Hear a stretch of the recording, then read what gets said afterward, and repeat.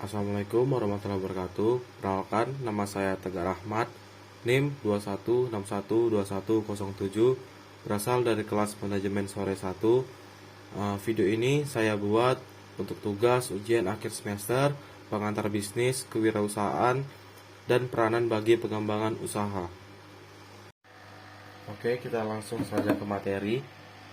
Yang pertama yaitu pengertian wirausaha. Wirausaha adalah penggabungan dari dua kata, yaitu wira dan usaha.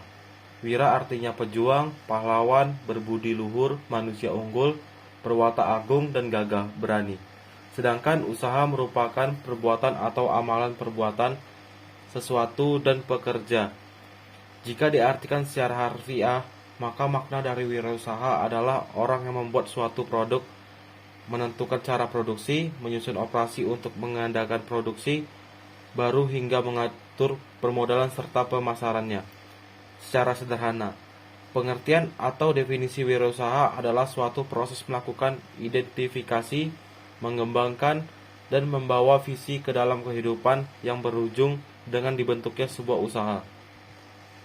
Sedangkan secara umum definisi wirausaha adalah suatu kegiatan usaha atau bisnis mandiri dengan kondisi seluruh sumber daya dan upaya disebabkan kepada pelaku usaha atau wirausahawan.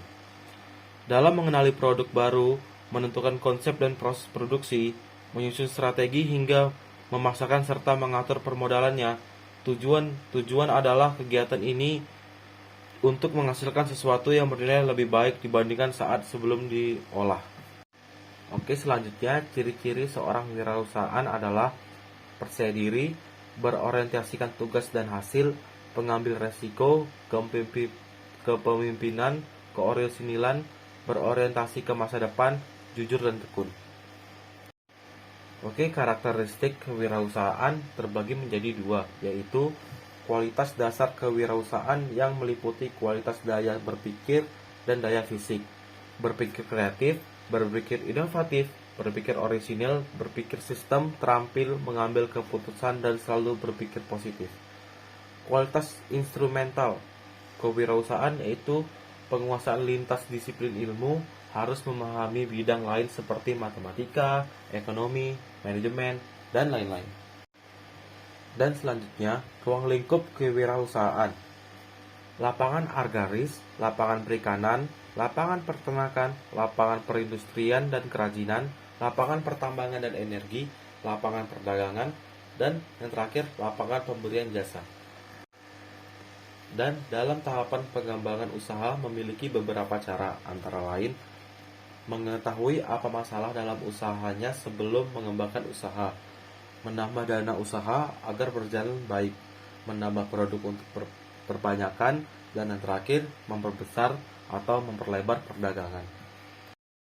Adapun wirausahawan yang gagal, apapun sebab kegagalan dalam menjalankan kewirausahaan. Yang pertama, visi misi tidak jelas. Yang kedua, kemampuan material yang minim. Dan yang ketiga, pengalaman dan riset. Yang keempat, pengendalian keuangan kurang terlatih. Yang kelima, berbisnis dengan modal hutang tanpa perhitungan. Dan yang terakhir, yang keenam, tempat atau lokasi yang tidak strategis. Oke, kita masuk ke materi selanjutnya, yaitu bisnis abad ke-21. Yang pertama, A. Perkembangan bisnis abad ke-21. Perkembangan bisnis abad ke-21 sangat pesat dan mengalami perubahan yang sangat dinamis. Setiap pelaku usaha di tiap kategori bisnis dituntut untuk memiliki kepekaan terhadap setiap perubahan yang terjadi dan memprioritaskan kepada kepuasan pelanggan sebagian tujuan utama. Persaingan bisnis dalam berbagai bidang semakin meningkat. Setiap pelaku bisnis ingin usahanya menjadi yang terbaik di antara perusahaan-perusahaan yang lain. Para manajer berlomba-lomba menciptakan strategi yang efektif agar bisa survive dalam persaingan dan dapat menjadi yang terbaik. Pada saat ini telah terjadi pergeseran pola hidup di masyarakat, di mana mereka juga sudah lebih terbuka dan terbiasa untuk makan di luar rumah karena selain efisien juga dapat dijadikan sebagai sarana refreshing baik bersama keluarga maupun kerabat. Hal ini menjadikan bisnis makan dan minuman menjadi salah satu bisnis yang sangat diminati oleh para pelaku bisnis. Karena selain dapat menghasilkan keuntungan tinggi, makanan merupakan kebutuhan pokok masyarakat.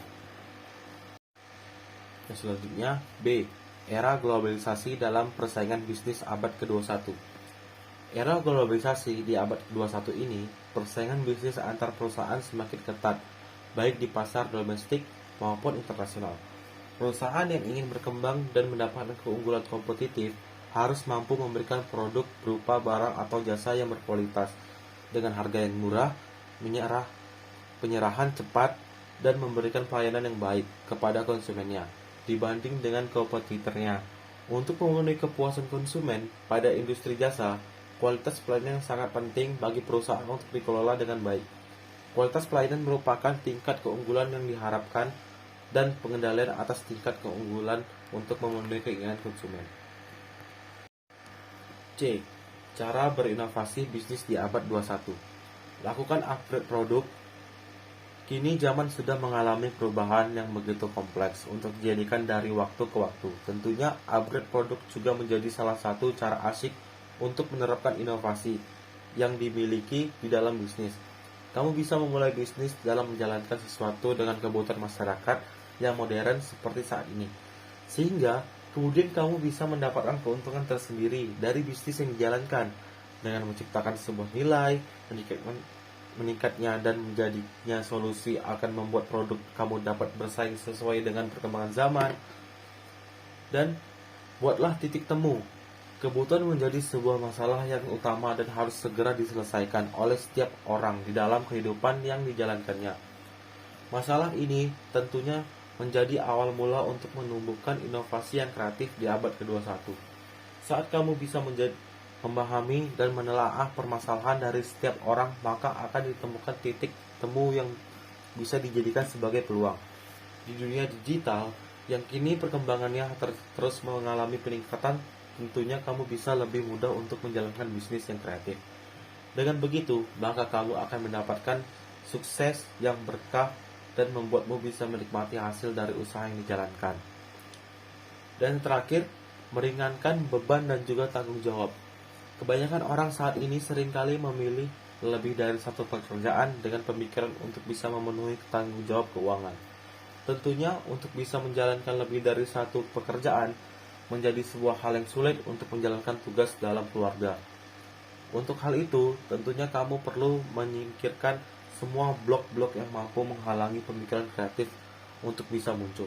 Kini bisnis secara konvensional dinilai tidak terlalu besar peluangnya untuk tumbuh dan berkembang, sehingga perlu adanya usaha untuk meringankan beban dan juga tanggung jawab yang dapat menghambat ide kreatif.